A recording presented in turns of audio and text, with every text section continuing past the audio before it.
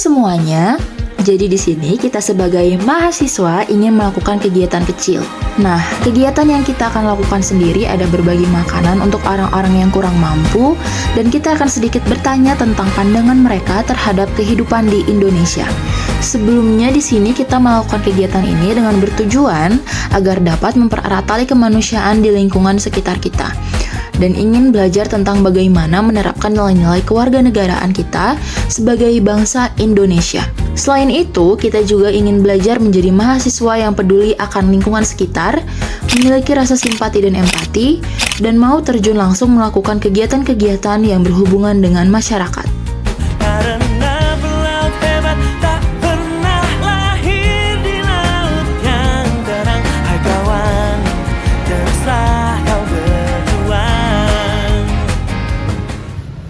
Oke, sebelumnya kami sudah mendapatkan narasumber. Boleh dengan Bapak siapa? Dengan Bapak Yuda. Bapak siapa, Pak? Pak Hadiat.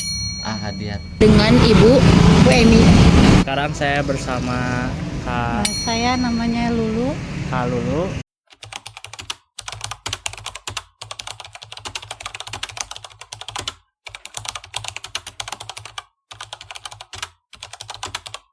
Kalau menurut saya sih kurang adil.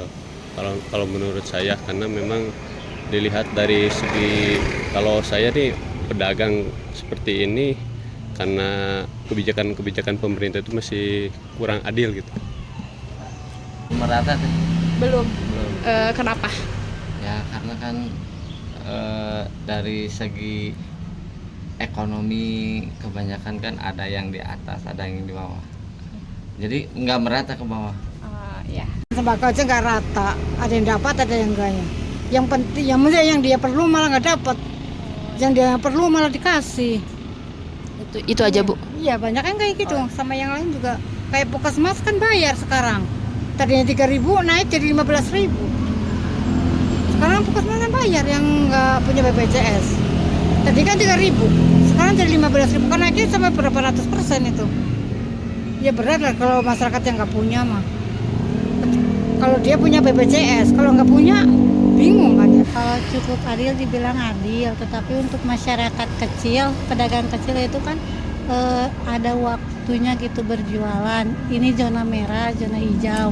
Harusnya itu untuk pedagang kecil itu rata semuanya berjualan gitu. Jangan sampai ada yang tidak boleh berjualan, jadi dibatas waktu gitu. Keinginan pedagang kecil itu seperti jangan ada batas waktu untuk berjualan.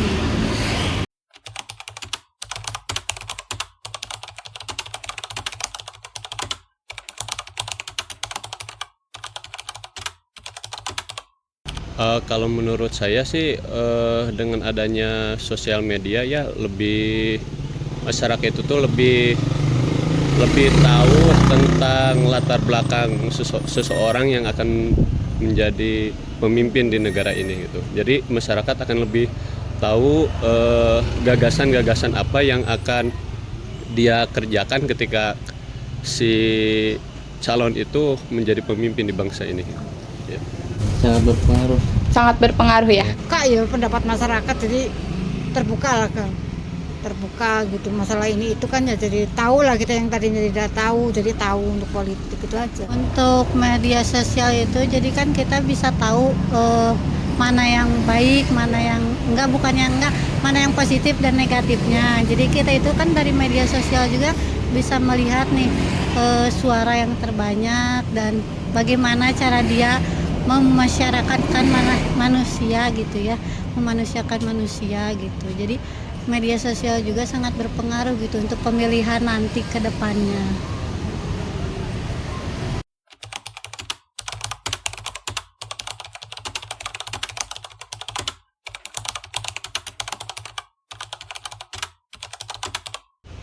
Ya, karena pemuda itu adalah generasi penerus bangsa dan akan menjadi sebuah pemimpin yang akan menggantikan orde yang sekarang dengan para pemuda yang sekarang berpartisipasi dalam pemilihan dalam politik.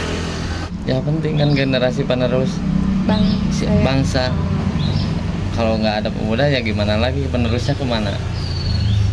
Sangat penting karena kan kita juga harus memilih calon yang baik gitu ya, karena kita calon juga membutuhkan dukungan yang baik dari masyarakat juga butuh pemimpin yang baiklah ke depannya bakal seperti apa gitu.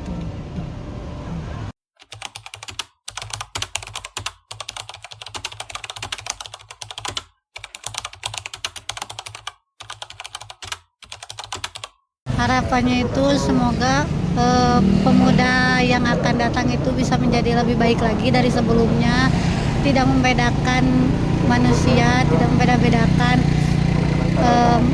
masyarakatnya gitu, dan saling mendukung satu sama lain.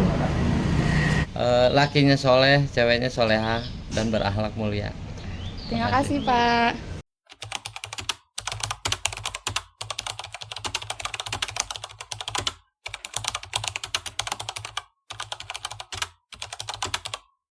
Di tahun yang akan datang, pesan dari saya pribadi sih untuk para pemimpin ya di Indonesia ini tentunya harus menjadi pemimpin yang lebih adil ya, yang lebih pro kepada masyarakat, yang lebih mementingkan kepentingan masyarakat. Ya untuk masyarakat adil lah segala-galanya lah. Ya, dari pendidikan di segala-gala yang masyarakat nggak mau bantu lah di bidang pendidikan gitu kan, biasanya beasiswa ya. Itu aja. Kayak untuk pedagang, UMKM itu dimajuin lagi.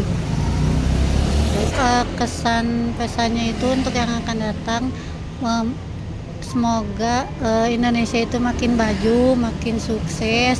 Semoga pemimpin yang baik ke depannya itu bisa memimpin yang lebih baik lagi dari sebelumnya, dan bisa memasyarakatkan selayaknya masyarakat. Sudah dari saya segitu. Setelah kami melakukan survei di wilayah Kecamatan Cibenying Kaler, berdasarkan tanggapan dari para narasumber dapat disimpulkan bahwa masih terdapat ketidakpuasan terhadap pemerintahan dalam hal kesejahteraan masyarakat. Sebagian besar narasumber menyoroti ketidakadilan, terutama bagi masyarakat kecil seperti pedagang, serta ketidakmerataan dalam aspek ekonomi dan bantuan sosial. Media sosial dipandang memiliki pengaruh yang signifikan dalam membentuk persepsi politik masyarakat. Narasumber menyatakan bahwa media sosial membuat masyarakat lebih terbuka dan mengetahui latar belakang serta gagasan calon pemimpin, sehingga berperan besar dalam proses pemilihan politik. Partisipasi pemuda dalam politik dianggap sangat penting oleh semua narasumber. Mereka menekankan bahwa pemuda adalah generasi penerus bangsa yang memiliki peran kunci dalam menentukan masa depan negara. Dengan keterlibatan pemuda, diharapkan negara dapat terus berkembang dan maju. Secara keseluruhan, pesan dan harapan para narasumber untuk masa depan Indonesia berfokus pada kepemimpinan yang lebih adil, perhatian lebih kepada masyarakat kecil, serta peningkatan dalam sektor pendidikan dan dukungan terhadap UMKM. Para pemuda diharapkan menjadi lebih baik, inklusif, dan aktif dalam mendukung kemajuan bangsa. Saya Hani Tresnana Rajib. Saya Salwa Deswina Nur Afifah. Saya Sarah Nada Kusuma. Saya Yovela Alicia Simanjuntak. Terima kasih. kasih.